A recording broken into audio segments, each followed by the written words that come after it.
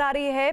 Corona की फैलती महामारी के बीच बिहार में चुनाव को लेकर कांग्रेस और सहयोगी दलों ने चुनाव आयोग से मांग की है कि राजनीतिक दलों की राय है कि कोरोना की वजह से फ्री और फेयर चुनाव हो पाना मुश्किल है। लोग वोट डालने घरों से नहीं निकल पाएंगे, जो कि लोकतंत्र के लिए अच्छा नहीं है। लिहाजा चुनाव आयोगों को इन विषयों पर सोचना होगा। चुनाव आयोग के लिए तैयार ज्ञापन पर कांग्रेस, आरजेडी, आरएलएसपी और सीपीआई समेत कई दलों ने दस्तखत किए हैं। नीरज हमारे साथ जुड़ रहे हैं। नीरज, ये दलील जो दी जा रही है कांग्रेस और दूसरे दलों के द्वारा, क्या लगता है कि चुनाव आयोग इसको कितना तरजीह दे सकता है? देखिए, अब से थोड़ी देर पहले 9 विपक्षी दलों की बैठक दिल्ली के कॉन्स्टिट्यूशन क्लब में हुई थी और उसके बाद मेमोरेंडम तैयार किया गया, जिसमें चुनाव आयोग से ये मांग की गई है कि वो सुनिश्चित करे कि सबका पार्टिसिपेशन होगा और तमाम विपक्षी दलों को भी समान अवसर चुनाव के दौरान मिलेगा। तो 4:30 बजे वर्चुअल तरीके से बैठक है, जिसमें 8 से 9 पार्टियां हिस्सा लेंगी। विपक्षी पार्टियां अपनी बात रखेंगी और चुनाव आयोग एक तरफ बिहार चुनाव को लेकर अपनी तैयारी कर रहा है, वो समय पर है। मुख्य चुनाव आयुक्त ने न्यूज 18 इंडिया से खास बातचीत में भी ये कहा था, लेकिन आज 4:30 बजे तमाम पार्टियां अपनी जो चिंताएं हैं उससे चुनाव आयोग को अवगत कराएंगी कि कैसे चुनाव कराए, और उसके बाद चुनाव आयोग एक बार फिर समीक्षा करेगा बिहार विधानसभा चुनाव को लेकर। देखिए नीरज, ये बात तो बिल्कुल सही है कि बिहार में शुरुआत में भी हमने देखा कि एक तरफ टेस्टिंग नहीं हो रही थी। बिहार में तो बहुत देर बाद आंकड़े ही कोरोना के निकलकर सामने आए और अभी की जो स्थिति है बिहार में बहुत अच्छी नहीं है कोरोना को लेकर। तो ये जो बातें कही जा रही हैं वो एक तरफ तो बहुत अच्छी है, लेकिन क्या मौजूदा जो सत्ताधारी पार्टी है जेडीयू, उसका भी कोई रिएक्शन आया है इस खबर पर? देखिए, जेडीयू भारतीय जनता पार्टी की तरफ से अब तक कुछ नहीं कहा गया है कि बिहार में चुनाव न कराया जाए, लेकिन एलजेपी जो कि महत्वपूर्ण सहयोगी है एनडीए के, उसका जरूर कहना है कि चुनाव आयोग सोचे। कहीं ना कहीं एलजेपी चुनाव टालने के पक्ष में है, जो सूत्रों से हमें जानकारी मिली थी। लेकिन विपक्षी नीरज, शुक्रिया जानकारी के लिए आपका। इधर बात करते हैं बाढ़ और बारिश की। भारी बारिश और नदियों में बढ़ते पानी के स्तर की वजह से देश के कुछ राज्यों में बाढ़ के हालात हैं, जिनमें उत्तर प्रदेश, बिहार, असम सबसे ज्यादा प्रभावित हैं, जहां सैकड़ों गांव पानी में डूबे हैं। बिहार, असम और यूपी के नेपाल और चीन की तरफ से आ रही नदियों ने तबाही मचाई है, जिससे लाखों लोग प्रभावित हैं। उधर राजस्थान में भी तेज बारिश और तूफानी हवाओं ने कई जगहों में नुकसान पहुंचाया है। छत्तीसगढ़ के बलौदा बाजार में महानदी उफान पर है। तेजी से बहता पानी नदी से कुछ ऊंचाई पर बनी सड़क तक पहुंच गया है, जिससे ये रास्ता पूरी तरह डूबा है पानी में। लेकिन इसके बावजूद लोग जान जोखिम में डालकर पानी के तेज बहाव के बीच बाइक, साइकिल, गाड़ी के जरिए सड़क पार करते दिख रहे हैं। बताया जा रहा है कि यहाँ पिछले कई सालों से लोग एक पुल बनाने की मांग कर रहे हैं, लेकिन अब तक ऐसा हो नहीं पाया है। हर साल मानसून के दौरान लोग ऐसे ही मजबूरी में रास्ता पार करते हैं, जिससे कई हादसे भी हुए हैं।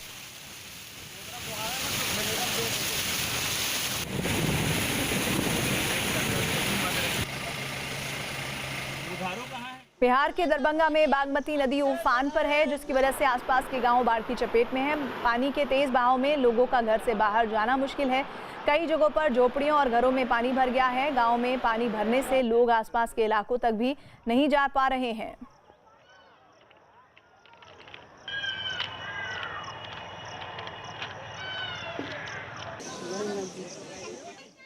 असम में बाढ़ का कहर जारी है। कई जिले बाढ़ से बर्बाद हो रहे हैं। धुबली में बाढ़ से बेहाल हो चुके लोग अपना घर छोड़कर रेलवे लाइन के किनारे रहने को मजबूर हैं।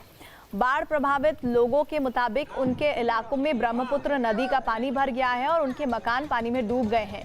परेशान लोग अपना सामान लेकर रेलवे लाइन के किनारे किसी तरह समय काट रहे हैं। लोगों की शिकायत है कि उनकी तरफ ध्यान नहीं दिया जा रहा, जबकि उन्हें खाने पीने की भी समस्या है। असम के कई जिले प्रभावित हैं और बाढ़ ने किस तरह लोगों को बेघर कर दिया है ये भी आप देखिए। दोनों ही जगह असम में लोग परेशान हैं, जानवर परेशान है। ये जानकारी मिल रही है कि जो जितने भी नेशनल पार्क हैं उसका ज़्यादातर हिस्सा पानी की जद में है। ऐसे में जो जंगली जानवर हैं वो ऊंचाई पर आने की कोशिश कर रहे हैं। उत्तराखंड के रुद्रप्रयाग की ये तस्वीरें केदारनाथ जाने वाले रास्ते की हैं, जहां अचानक पहाड़ का हिस्सा टूटकर भरभरा कर गिर पड़ा। पहाड़ का हिस्सा खिसकने से पत्थर और मिट्टी के साथ मलबा पानी की तरह बहता दिखा, जिसमें कई पेड़ भी टूटकर गिर गए। मलबा सड़क पर आ जाने से वहां लंबा जाम लग गया। तो उत्तराखंड के रुद्रप्रयाग की तस्वीरें हैं। केदारनाथ जाने वाला रास्ता जहां भरभरा कर जो हिस्सा है वो पहाड़ का गिरने लगा। इस वजह से लोगों में दहशत आ गई, काफी देर तक ये रास्ता रोकना पड़ा। और इधर सुशांत सिंह राजपूत की खुदकुशी के मामले में बड़ी खबर आ रही है। सुशांत सिंह राजपूत खुदकुशी मामले की जांच कर रही पुलिस को उनके बैंक खातों के बारे में अहम जानकारियां मिली हैं। खबर है सुशांत की खुदकुशी से पहले 11 महीनों के रिकॉर्ड से पता चला है कि उनकी गर्लफ्रेंड रिया चक्रवर्ती ही उनके क्रेडिट कार्ड, डेबिट कार्ड से शॉपिंग कर रही थी। पुलिस को जांच में यह भी पता चला है कि रिया चक्रवर्ती के पिछले साल के यूरोप टूर का खर्च भी सुशांत के ही खाते से हुआ था। तो ये बड़ी खबर है।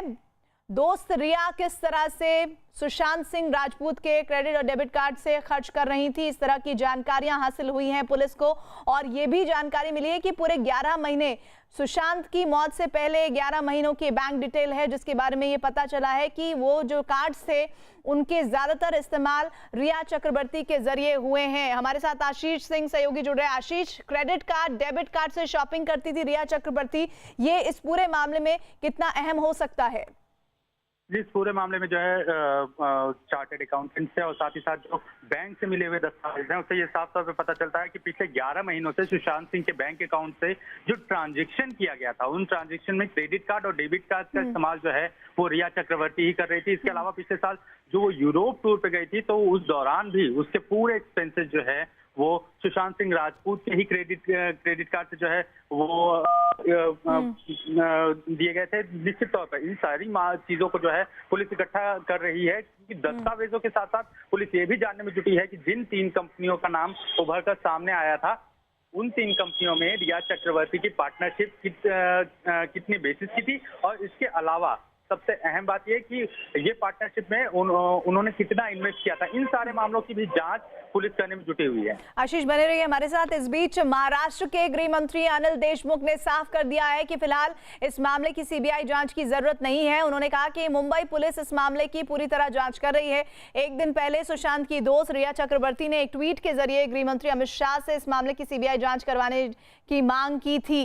तो आशीष खुद कह रहे हैं महाराष्ट्र के जुड़े हुए मंत्री अनिल देशमुख की जरूरत नहीं है, वो गृह मंत्री है, वो कह रहे हैं कि जरूरत नहीं है। लेकिन जब परिवार वाले गर्लफ्रेंड रिया चक्रवर्ती सुशांत की वो कह रही हैं, साथ ही कई और दूसरे नेताओं ने भी इस सीबीआई जांच की मांग की है, तो फिर उनके ऐतराज की वजह क्या है ये भी समझना होगा। लेकिन बड़ी खबर ये है इस वक्त की महाराष्ट्र के गृह मंत्री अनिल देशमुख ने साफ किया है कि फिलहाल इस मामले की सीबीआई जांच की आवश्यकता नहीं है। उन्होंने कहा कि मुंबई पुलिस इस मामले की पूरी तरह जांच कर रही है। एक दिन पहले सुशांत की दोस्त रिया चक्रवर्ती ने एक ट्वीट के जरिए गृह मंत्री अमित शाह से इस मामले की सीबीआई जांच करवाए जाने की मांग की थी। और ये सभी जो मांगे हैं वो हाल फिलहाल की नहीं है। जब सुशांत सिंह राजपूत की खुदकुशी का वाकया सामने आया था, जिसे 1.25 महीना के करीब होने को वक्त आ गया है, तभी परिवार के लोग और उन्हें करीब से चाहने वाले चाहते थे कि सीबीआई ये मामले की जांच करे और सुशांत ने आखिर खुदकुशी क्यों की, किस तरह से वो टेंशन में थे, दबाव में थे, इस बात का खुलासा होना चाहिए। इसी वजह से वो चाहते थे कि सीबीआई इस मामले की जांच करे। आशीष हमारे साथ जुड़ रहे हैं। आशीष, गृह मंत्री अनिल देशमुख का ये कहना क्या बताता है? क्योंकि वो तो कह रहे हैं कि महाराष्ट्र की पुलिस काफी अच्छा काम कर रही है, हम इन्वेस्टिगेट कर रहे हैं, सीबीआई जांच की आवश्यकता नहीं है। जी, इस मामले में सबसे अहम बात यह है कि अभी पुलिस की इन्वेस्टिगेशन पूरी नहीं हुई है और लगातार गृह मंत्रालय जो है इस पूरे मामले की इन्वेस्टिगेशन को लेकर मुंबई पुलिस से संपर्क में है और उनसे ही पूरी जांच की रिपोर्ट भी मांग रहा है। पुलिस ने उन्हें श्योर किया है कि जांच जो है वो सही दिशा में जा रही है। अगर मामला जो है उसकी तफ्तीश की जाए तो उसमें हर उस पहलू को खंगाला गया है जो कि संभवतः सुशांत सिंह राजपूत की आत्महत्या की वजह बन सकते हैं। तो ऐसे में पुलिस जिसके बिना पर जो है कहीं ना कहीं गृह मंत्री ये दावा कर रहे हैं कि मामले की जांच निष्पक्ष तरीके से हो रही है, किसी भी तरह का उसमें संदेह नहीं बना हुआ है, तो ऐसे में उसकी सीबीआई जांच की कोई जरूरत नहीं है। जी आशीष, शुक्रिया जानकारी के लिए। लेकिन एक बात तो तय है कि सुशांत सिंह खुदकुशी मामले में परिवार सुशांत सिंह का, खुद कई पॉलिटिकल लीडर्स, साथ ही कल ही अमित शाह गृह मंत्री से अपील की थी रिया चक्रवर्ती, जिन्होंने अपने उस ट्वीट में लिखा कि मैं सुशांत सिंह राजपूत की गर्लफ्रेंड हूं और मैं चाहती हूं कि इस पूरे मामले की आखिर खुदकुशी सुशांत सिंह राजपूत ने क्यों की वो सामने आया और सीबीआई इस मामले की जानकारी दे और ये दबाव किस तरह का था सुशांत सिंह राजपूत पर, इस बात को साफ होना चाहिए। इसी के संबंध में रिया चक्रवर्ती को ने एक ट्वीट किया था। हालांकि कल दिन में भी ये खबर आई थी जिसके बारे में कहा जा रहा था कि रिया चक्रवर्ती इस बात से परेशान हो चुकी चुकी हैं कि उन्हें सोशल मीडिया पर ट्रोल किया जा रहा है, उन्हें जान से मारने की धमकी भी दी जा रही है। ये वो ट्वीट जो कल उन्होंने किया था जिस पर उन्होंने लिखा था कि मैं सुशांत सिंह राजपूत की गर्लफ्रेंड हूं और लगभग 1.25 महीना का वक्त हो गया है और वो चाहती हैं कि इस मामले में सीबीआई की जांच हो ताकि ये पता चल पाए कि सुशांत किस दबाव में थे। आगे बढ़ते हैं। राजस्थान में सचिन पायलट गुट के विधायकों की याचिका पर हाईकोर्ट में सुनवाई जारी है। कोर्ट में बागी विधायकों का पक्ष रख रहे हरीश साल्वे ने कहा है कि पार्टी के मसले पर अपना पक्ष रखना विधायकों का लोकतांत्रिक अधिकार है और इसमें स्पीकर दखल नहीं दे सकते। बागी विधायकों के वकील हरीश साल्वे ने कहा है कि स्पीकर ने विधायकों को नोटिस देकर जो कदम उठाया है वो संदेह के घेरे में है। साल्वे ने स्पीकर पर पक्षपात करने का आरोप लगाया है। हरीश साल्वे ने यह भी दलील दी है कि मुख्यमंत्री के खिलाफ आवाज उठाना विद्रोह नहीं है। और अब बात उस इंटरव्यू की जिसने राजस्थान की राजनीति में भूचाल ला दिया है। जी हां, राजस्थान में मचे सियासी घमासान के बीच सीएम अशोक गहलोत ने न्यूज 18 को सबसे विस्फोटक इंटरव्यू दिया है। इस इंटरव्यू में गहलोत ने सचिन पायलट को गद्दार कहा है। गहलोत के मुताबिक पिछले 18 महीने से उनकी पायलट से बात नहीं हुई क्योंकि जब से सरकार बनी है तभी से वो राजस्थान में कांग्रेस को खत्म करने का षड्यंत्र रच रहे हैं। हमारे साथ राजस्थान के मुख्यमंत्री अशोक गहलोत जी हैं। अशोक जी, पिछले कुछ दिनों से प्रदेश की सियासत में जो चल रहा है अब कहाँ जा रहा है ये, क्योंकि कोर्ट तक मामला चला गया, घर का झगड़ा आपके कोर्ट तक चला गया, कैसे निकलेगा हाल इसका? वेरी अनफॉर्चुनेट, क्योंकि जिस प्रकार स्थिति बनाई गई, घर का झगड़े घर में निपटते हैं, ये तो सदियों से चला आ रहा है। अगर घर के झगड़े आप दुश्मनों से लेके, दुश्मनों का मतलब यहाँ विरोधी है, हमारे कोई दुश्मन होते नहीं हैं, अगर उनके साथ मिली भगत करके राजनीति करेंगे तो फिर डेमोक्रेसी में क्या बचेगा? ये सब खेल चल रहा है, उस प्रकार का चल रहा है। महत्वाकांक्षी होना बुरा नहीं है, तो अति महत्वाकांक्षी इतना हो जाओ आप फाउल खेलने लग जाओ तो अच्छी बात नहीं है। तो मेरे हिसाब से जो राजनीति चली है कि हम लोग 20, 15, 12 जो भी हैं कम ज़्यादा होते रहते हैं, इनके आधार पर ही जो है 100 का आंकड़ा पार किया और सरकार बैठी हुई यहाँ पर जी, उसको गिरा करके आप बीजेपी के सहयोग से सरकार बनाना चाहते हो तो जनता कभी माफ़ नहीं करेगी ऐसे लोगों को, ये मेरा मानना है। लेकिन सर एक बात बताइए, आप लोग इतने एक साथ, वो डिप्टी चीफ मिनिस्टर आपके थे, प्रदेश अध्यक्ष थे, गड़बड़ कहाँ से हुई? क्या ऐसा हो गया आप दोनों के बीच में, कितने आगे तक चले गए? जैसा आप कह रहे हैं कि बीजेपी के साथ मिलकर मेरी सरकार गिराने का षड्यंत्र रच रहे हैं। नई बात नहीं है, जब से सरकार बनी तब से षड्यंत्र शुरू हो गए थे। सचिन पायलट षड्यंत्र तब से करना शुरू कर दिया, आपके पास इस तरह के सब सबूत हैं? जब 1.5 साल में हम लोगों ने कभी बात ही नहीं करी, टॉकिंग टर्म ही नहीं है, एक मंत्री मुख्यमंत्री बात नहीं करे, सलाह नहीं ले, डायलॉग रही नहीं। डेमोक्रेसी में कितने विरोधी भी होता है तो डेमोक्रेसी की सबसे खूबसूरती होती है डायलॉग रखना। डायलॉग तो आवश्यक होता है, डायलॉग ही नहीं है और जो खबरें आती गई 1.5 साल तक, उसके लिए तो एक किताब लिख दो बोले पूरी आप। तो ये स्थिति थी। ये जो मीडिया जिस रूप में चला रहा है, सच्चाई कुछ नहीं उसके अंदर, पर मीडिया है, चौथा स्तंभ है, उसको चिंता होनी चाहिए डेमोक्रेसी के भविष्य की देश के अंदर। सच्चाई लेकिन क्या है सर, क्या सच्चाई है? आपने कहा कि मेरे पास सबूत हैं कि सचिन पायलट पैसे रुपए की बात करके विधायक खरीदने की बात कर रहे थे, इतना सबूत आपके पास है? जो कुछ मैंने कहा एक बार मैंने रिकॉर्ड पे कह दिया, ऑन रिकॉर्ड मैंने कहा है। अब जो कुछ कहना है तफ्तीश जब होगी एसओजी की तो मुझे बुलाया गया वहां पर, और फिर भी ऐसा माहौल बनाया गया देश के अंदर, बेचारा बनने के बेचारा सचिन पायलट जी को नोटिस दे दिया एसओजी ने।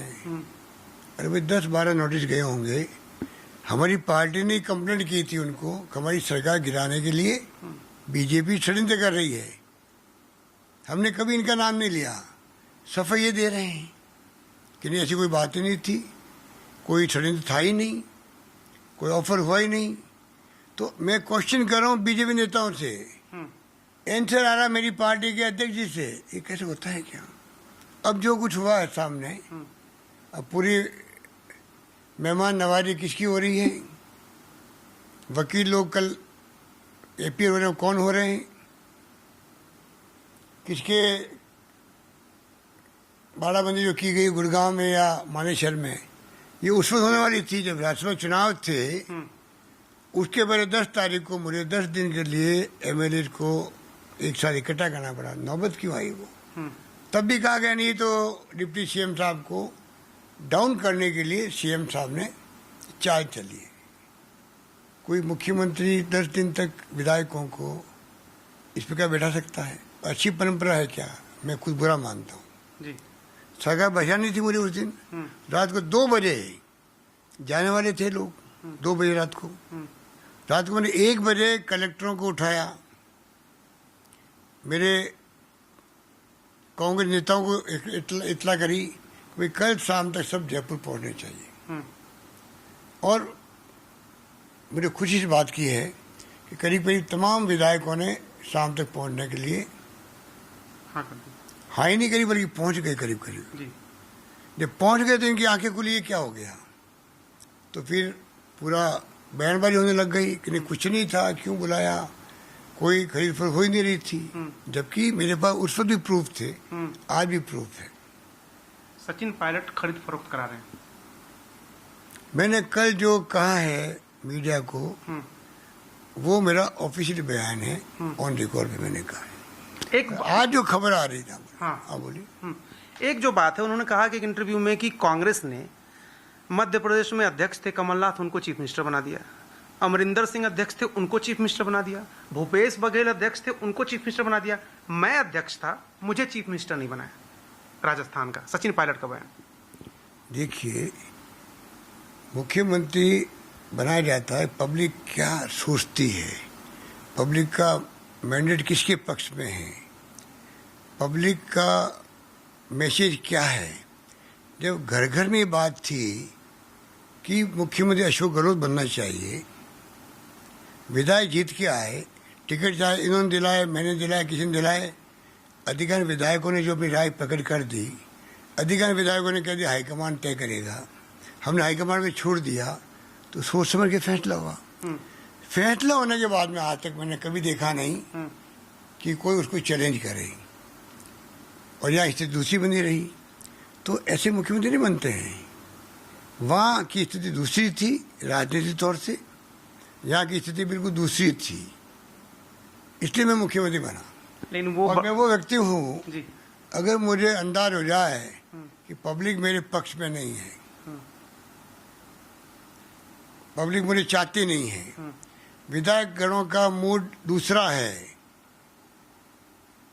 वो मुझे इस काबिल नहीं समझते हैं, तो मैं उन लोगों के अंदर हूँ, मैं खुद हाईकमान को जाके अलग से ब्रीफ करूँ, पार्टी के इंटरेस्ट में हमें ये फैसला करना चाहिए। मेरे खून में वो बात है। जल्दबाजी कर गए सचिन पायलट। नहीं, जल्दबाजी कहाँ की? 1 साल लगाया, 1.5 साल लगाया, जल्दबाजी नहीं करी। पहले बीजेपी में जाएंगे, फिर देखा बीजेपी में जाने को कोई तैयार एमएलए नहीं हो रहा है, तो थर्ड फ्रंट बनाएंगे, नई पार्टी बनाएंगे, और राजस्थान से कांग्रेस को समाप्त कर दूंगा मैं। अगर बिहार में हो सकता है और राज्य में हो सकते हैं, बीजेपी से मिली भगत सरकारें बनती भी है, बिगड़ती भी है, तो मैं क्यों नहीं बन सकता हूँ? बन पाएंगे आपको लग रहा है? देखिए, डेमोक्रेसी के अंदर मैं क्यों किसी को चैलेंज करूं? तो इतना मैं कह सकता हूं कि गद्दारी नहीं करनी चाहिए। जिस पार्टी ने आपको सब कुछ दिया हो, मुझे 28 साल में मेंबर 28 साल में एमपी बन गया, 29 साल में मैं केंद्रीय मंत्री बन गया, 34 साल में प्रदेश कांग्रेस अध्यक्ष बन गया, 3 बार मैं केंद्रीय मंत्री रहा, 3 बार मैं प्रदेश कांग्रेस अध्यक्ष रहा, 3 बार मैं एआईसीसी का महामंत्री रहा, और तीसरी बार मुख्यमंत्री हूँ। क्योंकि हमारी जो पीढ़ी थी उस वक्त की, उसकी झगड़ाई खूब हुई थी यूथ कांग्रेस में, एनएसयूआई में, तो उसी रूप में हम लोगों ने मेहनत करी। संकट बहुत आए थे, इंदिरा गांधी जी की हत्या हो गई थी, राजीव गांधी हमारे नेता थे, उनकी हत्या हो गई, तब भी हमने पार्टी प्रति वफादारी रखी, कमिटमेंट रखा, पार्टी की विचारधारा, नीति, कार्यक्रम को जनता तक पहुंचाने में लगे रहे रात दिन तक, चाहे कोई पद पे रहे अथवा नहीं रहे, तब जाके आज 40 साल के बाद में भी जो जमात दिख रही है आपको, जिनको आप कहते हो वो सीनियर बन गए हैं, घर बैठ जाना चाहिए। अरे भाई, पहले उम्र होती थी 60 साल की, अब 60 साल की उम्र नहीं होती है, अब उम्र बढ़ गई है। इसलिए बार बार ये जूनियर सीनियर की बात नहीं करनी चाहिए। जूनियर और नौजवान पीढ़ी आनी चाहिए। जैसे हम लोग आए थे, हम लोग सभी नौजवान थे उस वक्त में। गुलाम नबी आज़ाद हो, आनंद शर्मा हो, एम ए पटेल हो, मुकुल वासनिक हो, रमेश चंद्रचंद्र हो, कितनी लंबी लिस्ट, तारिक अनवर हो, ये सब उसमें पहली बार आए थे वहाँ पर, और पहली बार आके आज तक जिंदा है राजनीति के अंदर। अगर हम राजनीति छोड़ दें क्या करें बताओ? ये नहीं देखना चाहिए। आप अपना काम करो। आज संकट का वक्त है, पार्टी के सामने चैलेंज है। इंदिरा गांधी चुनाव हार गई तो चैलेंज था बड़ा। उस वक्त भी हम लोगों ने सड़कों पर उतर राजनीति करी, लंबा संघर्ष किया। NSU के अंदर यूथ कांग्रेस में संकट में आ गई पार्टी, तब किया, तब जाके आज ग्रूमिंग ऐसी हुई, आज भी वहाँ पर काम करने लायक है।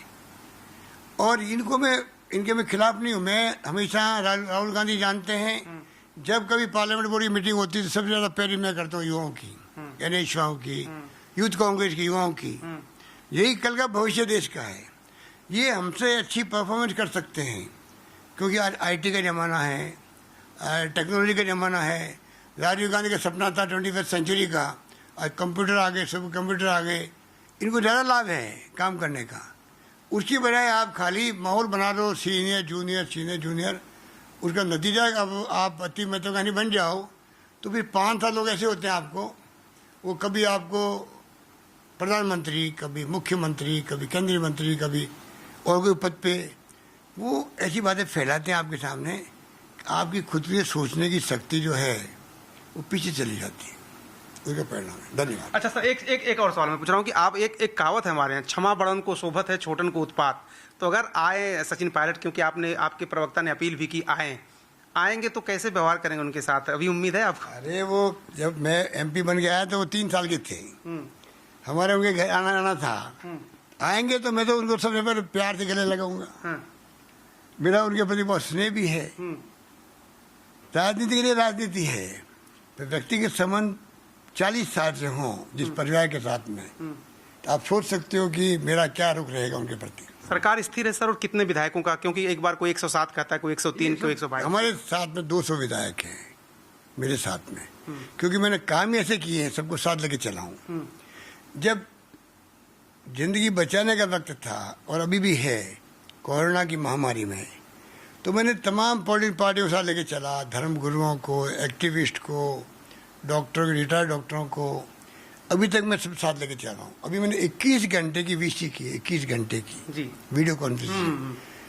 सारे MLA, केंद्रीय मंत्री BJP के, MP BJP के, कोई आया, कोई रुका, कोई गया। वसुंधरा राजे जी हमारी पूर्व मुख्यमंत्री, BJP के यहाँ के अध्यक्ष, नेता प्रतिपक्ष सब थे। यही तो बेनीवाल ने आरोप लगा दिया कि वसुंधरा राजे और अशोक गहलोत मिले हुए। ना, वो तो नेता प्रतिपक्ष भी थे, गुलाब चंद कटारिया जी थे उसके अंदर, सतीश पुनिया भी थे, सब थे। तो आप बताइए, 21 घंटे में बैठ के बात ही करी।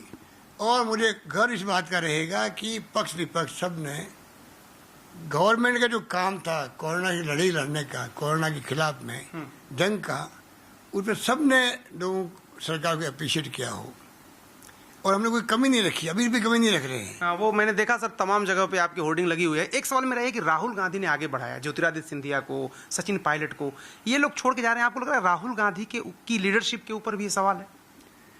उनकी लीडरशिप में नहीं है, इनकी सोच पर है। राहुल गांधी की सोच तो देश नहीं दुनिया देख रही है, जिस प्रकार वो इंट्रैक्शन कर रहे हैं। राहुल गांधी कितना बड़ा इंटेलेक्चुअल है, दुनिया को मालूम पड़ गया है। RSS और BJP का तो ये षड्यंत्र होता है कि आप नंबर 1 जो होता है, इंदिरा गांधी थी, राजीव गांधी थे, सोनिया गांधी थी, राहुल गांधी बने, नंबर 1 कांग्रेस में जो है उसकी छवि खराब कर दो, पूरी पार्टी कोलैप्स हो जाएगी। तो 50 साल से मैं देख रहा हूँ वो खत्म नहीं कर पाए, कांग्रेस मुक्त नहीं कर पाए। लेकिन आप ही के लोग जा रहे हैं ना छोड़ के। ज्योतिरादित्य सिंधिया तो आपके थे, सचिन पायलट तो आप ही के हैं ना। वही मैं कह रहा हूँ कि जब रगड़े ज़्यादा नहीं होती है यूथ कांग्रेस में, एनएसयूआई में, और क्योंकि पिताजी का अनफॉर्चुनेटली डेथ हो गई तो उनको चांस मिल गया। ये उस तरह के लोग हैं जिनको सोचना चाहिए था कि हमें अपनी विरासत के कारण से अवसर दिया, पार्टी ने बड़ा दिल रख के दिया। मेंबर पार्लियामेंट बना दिया 34 साल की उम्र में, पीसीसी प्रेसिडेंट बना दिया, केंद्रीय मंत्री बना दिया, सिंधिया जी हो, पायलट साहब हो, और भी जो नेता हैं उन सबको। तो उनको थोड़ा सब्र करना चाहिए था। नेता ने इनको आगे बढ़ाया है, उस नेता पे विश्वास करना चाहिए था। सोनिया गांधी के बारे में क्या क्या लोग नहीं कहते थे, कोई जमाना था। आज सोनिया गांधी के प्रति आस्था देश के वासियों की एक्स्ट्राऑर्डिनरी क्यों बन गई? अगर सोनिया गांधी के बारे में जो कमेंट सुनते थे उस वक्त में, और लोग अगर वो कमेंट सुन के चले जाते कांग्रेस वाले, तो कांग्रेस कहाँ रहती? क्या नहीं बोलते थे उनके बारे में। सही, हमने भी सुना। एक राहुल गांधी ने कमेंट किया सचिन पायलट के, युवाओं के साथ बैठक करते हैं एनएसयूआई वालों के साथ, उनके साथ उन्होंने कहा कि ऐसे लोगों के पार्टी छोड़ के जाने पर घबराइए मत, परेशान मत होइए, जिसको जाना है वो जाएगा, आपके लिए रास्ते खुल रहे हैं। मैं राहुल गांधी जी के स्टेटमेंट को समर्थन करता हूँ, और ये बात पहली बार नहीं हो रही है, सालों से हम करते आए हैं। जिनको जाना वो जाए, जिनका कमिटमेंट है नहीं हमारे पार्टी के साथ में। ऐसी लाइबिलिटी है पद लेने के लिए बैठी रहती है। जो कमिटमेंट वाले लोग हैं, प्रतिबद्ध है हमारी विचारधारा के साथ में, उनको अवसर नहीं मिलता है। जो अवसरवादी हैं, जो गद्दार हैं, वो टाइमली चले जाए तो पार्टी का नया रूप उभर के आएगा, ये मेरा मानना है। सर, आपके पास होम डिपार्टमेंट भी है, एसओजी ने जो नोटिस दिया था, अभी भी सचिन पायलट से पूछताछ होगी? कानून अपना काम करता है, मेरे से भी होगी, उनसे भी होगी। मेरे से कमाल है, जो नोटिस जाते हैं और लोग वो जा सकते हैं। मान लीजिए आज मैंने सुना एक टैप आई है, तो जो टैप आएगी या एसओजी को लगेगा कि वास्तव में जो कंप्लेंट की गई, कंप्लेंट किसने करी थी? कांग्रेस ने करी थी। और वो कांग्रेस वालों पूछे भाई आपने कंप्लेंट की है तो उसमें तथ्य क्या है? उसमें हमें संकोच क्यों हो, शर्म क्यों आए? यहाँ स्वाभिमान कहाँ बीच में आता है? अगर मैं पूछताछ में अपीयर होऊंगा तो मेरे स्वाभिमान कहाँ चोट लग गई? मैं मुख्यमंत्री हूँ, मैं कह सकता हूँ मैं अपीयर नहीं हुआ क्योंकि मैं मुख्यमंत्री हूँ। कानून सबके लिए समान होता है, सबके लिए समान होता है। लेकिन स्वाभिमान पे जो चोट की बात कर रहे हैं वो कह रहे हैं कि सहानुभूति लेने के लिए करें, सहानुभूति लेने के लिए, बेचारा बन के राजनीति करने के लिए कर रहे हैं। और राजस्थान का सियासी उठापटक दिनों दिन बढ़ता जा रहा है। कल तक जुबानी जंग के बाद अब राजस्थान के रण में एक ऑडियो टेप की एंट्री हो गई है। कांग्रेस ने ऑडियो टेप के जरिए आरोप लगाया कि केंद्रीय मंत्री गजेंद्र सिंह शेखावत, कांग्रेस विधायक भंवर लाल शर्मा और बीजेपी के एक नेता संजय जैन ने मिलकर गहलोत सरकार को गिराने की कोशिश की, जिसके बाद एसओजी ने तीनों के खिलाफ एफआईआर दर्ज कर ली है। इस बीच सचिन पायलट गुट का याचिका पर आज राजस्थान हाईकोर्ट में सुनवाई है। वहीं न्यूज 18 को दिए अब तक के सबसे विस्फोटक इंटरव्यू में गहलोत सरकार ने सचिन पायलट को गद्दार तक करार दिया है। और आइए आपको बताते हैं कि कांग्रेस के ऑडियो के जरिए बीजेपी पर वार किस तरह से हो रहे हैं। कांग्रेस ने एक ऑडियो टेप का जिक्र किया है और दावा है कि टेप में गजेंद्र सिंह शेखावत ने कांग्रेस नेता भंवर लाल शर्मा से और बीजेपी नेता संजय जैन से बातचीत कर गहलोत सरकार को गिराने की साजिश की। यही नहीं, कांग्रेस ने यह भी आरोप लगाया कि बीजेपी लगातार कांग्रेस की सरकारों को गिराने की साजिश में लगी हुई है। विधायकों के खरीद फरोख्त की चर्चा चल रही है। स्पेशल ऑपरेशंस ग्रुप में भी एक मुकदमा दर्ज है जहां पर जांच भी चल रही है। कई प्रकार की अटकलें लगाई गई। 20, 25, 30, 35 करोड़ रुपए में विधायकों की निष्ठा और विश्वास खरीदकर राजस्थान की 8 करोड़ जनता के जनमत से चुनी हुई कांग्रेस सरकार को अस्थिर करवाने और गिराने के षड्यंत्र की बात जग जाहिर हुई, सामने आई। भारतीय जनता पार्टी की भूमिका विधायकों की खरीद फरोख्त में कई बार प्रश्न चिन्ह के दायरे में आई।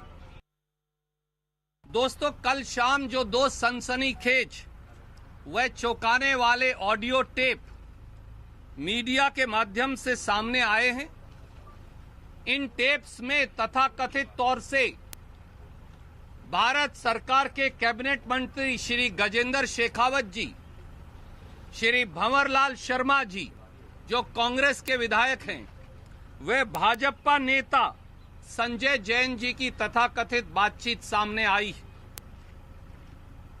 इस तथाकथित बातचीत में पैसों की सौदेबाजी, विधायकों की निष्ठा खरीदने और राजस्थान की सरकार गिराने का षड्यंत्र सामने आया है। यह अपने आप में लोकतंत्र के इतिहास का एक काला अध्याय है। लेकिन राजस्थान के नेता प्रतिपक्ष गुलाब चंद कटारिया ने कांग्रेस के आरोपों पर पलटवार किया है। दावा किया है कि इस तरह अगर आरोप लगाए जाएंगे तो शायद कोई नहीं बचेगा।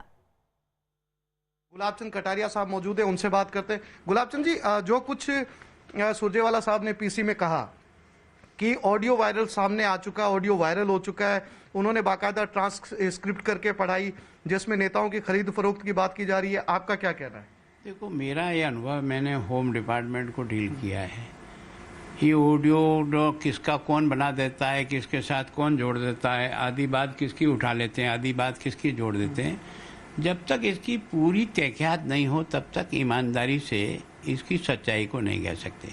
केवल कहने के लिए जरूर कह सकते हो, जैसे अभी आप मेरे ले रहे हो, अब मेरी आधी बात लेकर के कोई आधी बात कोई दूसरा लेकर के कहाँ से कहाँ जोड़ दे, कुछ पता नहीं लगता है। मैं सोचता हूँ इन सब चीज़ों का जब तक पूरा प्रमाणिक नहीं होता, इस प्रकार के आरोप लगाना केवल इस समय के लाभ नुकसान के लिए जरूर हम कर रहे हैं, लेकिन मैं सोचता हूँ इस तरह से अगर जोड़ना और तोड़ना शुरू करोगे तो फिर शायद कोई भी नहीं बचेगा।